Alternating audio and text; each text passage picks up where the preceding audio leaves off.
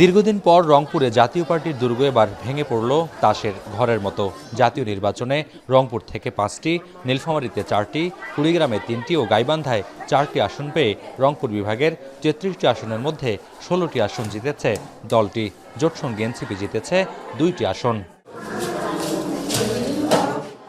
রংপুর বিভাগে জামায়াতের জয়ী প্রার্থীর সঙ্গে নিকটতম প্রতিদ্বন্দ্বীর ভোটের ব্যবধানও ছিল চোখে পড়ার মতো।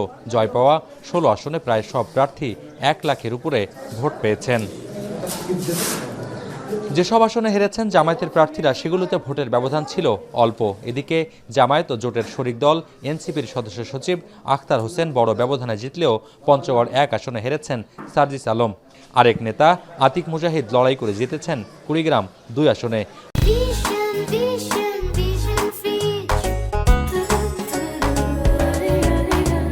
জুলাই পরবর্তী সময়ে জাপা ও আওয়ামী লীগের দুর্গে জামায়াতের পক্ষে রায় দেবার কারণ কি?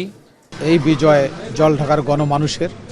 দীর্ঘ 17 বছর পর তারা ভোটাধিকার প্রয়োগ করে তাদের যে কাঙ্ক্ষিত বিজয় অর্জন করতে পেরেছেন। গণভোটে হায়ের পক্ষে ছিলাম এবং আগামী দিনে এই বাংলাদেশকে শহীদের স্বপ্ন অনুযায়ী গড়ে তুলতে চাই, মানবিক দেশ হিসাবে, বৈষম্যহীন দেশ হিসাবে, একটা গণতান্ত্রিক সমৃদ্ধশালী আধিপত্যবাদমুক্ত বাংলাদেশ হিসাবে তাদের বিজয় হয়েছে।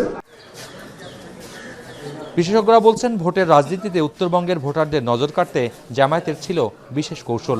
দলের আমিরের একাধিক সফর ও প্রতিশ্রুতি বিশ্বাস করেছেন এ অঞ্চলের ভোটাররা। এছাড়া জামায়াতের প্রার্থীদের ভোট দিয়েছেন তরুণ ও নারী ভোটাররাও।